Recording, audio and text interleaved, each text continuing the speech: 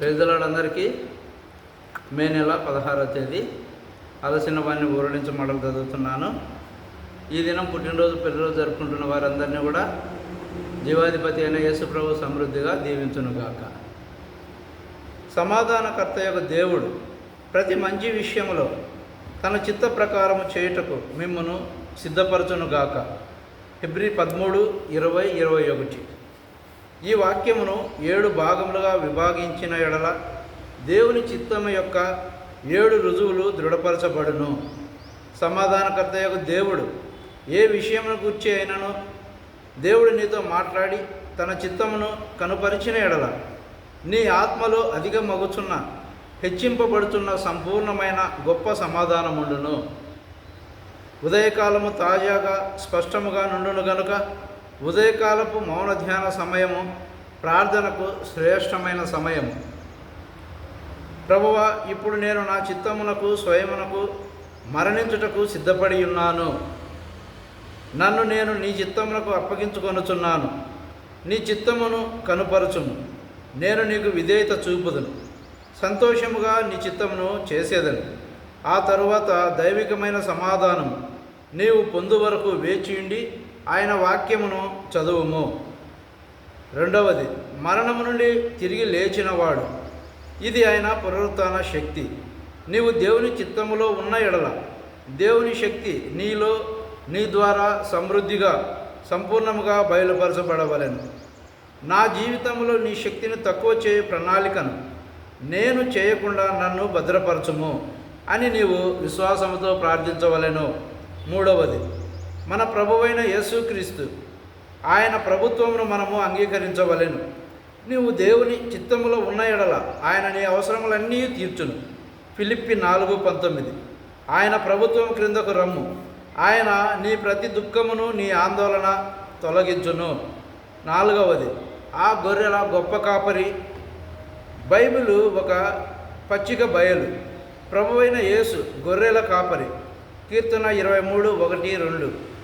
ఆయన చిత్తమును నిశ్చయపరచు లేఖన భాగమునకు ఆయన నిన్ను నడిపించును. అందువలననే నీవు బైబిల్ చదువుటలో ఒక క్రమ పద్ధతిని అవలంబించవలెను. దానిని నెమ్మదిగా జాగ్రత్తగా చదవవలెను. 5వది, నిత్య నిబంధన రక్తం. నేరారోపణ చేయు మన మనస్సాక్షి ఆయన రక్తము ద్వారా కడుగబడును. హెబ్రీ 9:14. నీవు దేవుని చిత్తములో ఉన్నప్పుడు ఆయన ప్రతి అయోగ్యమైన ఉద్దేశం నుండి నిన్ను కడుగును. మన హృదయములు మోసకరమైనవి. కొన్నిసార్లు మన హృదయములో ధనాశ, అధికార వాంఛ, మోహపు కోరికలు, ద్వేషము, శత్రుత్వము కలిగి ఉందము. ఆయన చిత్తము చేయుటకు ప్రతి అపవిత్రపరచు దాని నుండి ఆయన రక్తము ద్వారా నీవు విడిపించబడవలెను. విశ్వాసం ద్వారా ప్రభువా, నీ స్వభావమునకు నీ ప్రవర్తనకు విరోధమైన ప్రతి అయోగ్యమైన అనారోగ్యకరమైన తలంపులను నా హృదయంలో నుండి తొలగించుము అని చెప్పవలెను. 6వది, ప్రతి మంచి విషయంలో తన చిత్త ప్రకారము చేయుట. సంపూర్ణముగా దేవుని చిత్తము వలన నడిపించబడవలెను. ఒక విషయంలో మాత్రమే కాదు, అన్ని విషయములలో ప్రతి అంశములో ఆయన స్వాధీనములో నుండవలెను. దేవుని చిత్తము స్పష్టముగా తెలియకుండా ఒక్క అడుగైనను వేయవద్దు. అది అన్ని సద్విషయములలో నిన్ను సంపూర్ణునిగా చేసి ఆయన దృష్టికి అంగీకారమైన దానిని ఆయన నీలో చేయును. 7వది, యేసుక్రీస్తుకు యుగ యుగములకు మహిమ కలుగును గాక. దేవుని చిత్తము యొక్క 7వ రుజువు. ఏ విషయంలోనైతే మనము దేవుని చిత్తమును కనుగొందుమో దాని యందు ఆయన నామము అత్యధికముగా గొప్ప చేయబడవలెను. ఈ విషయంలో నీ నామము గొప్ప చేయబడవలెనని నేను కోరుచున్నాను అని నీవు హృదయము నుండి చెప్పగలవా? అనుదినము నీవు ఈ 7 పరీక్షలను అన్వయించుకొనుటకు నేర్చుకొని ఉండవలెను. అప్పుడు నీ చెవి చాలా సున్నితమైనదగును. ఇదే త్రోవ, దీనిలో నడువుము.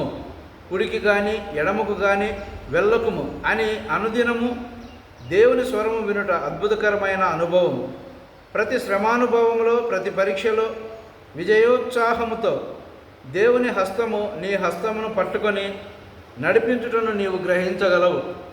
దేవుని ఆత్మచేత ఎందరూ నడిపింపబడుదురో వారందరూ దేవుని కుమారులై ఉందరు. రోమా 8:14. అందరికీ వందనాలు. Thank you.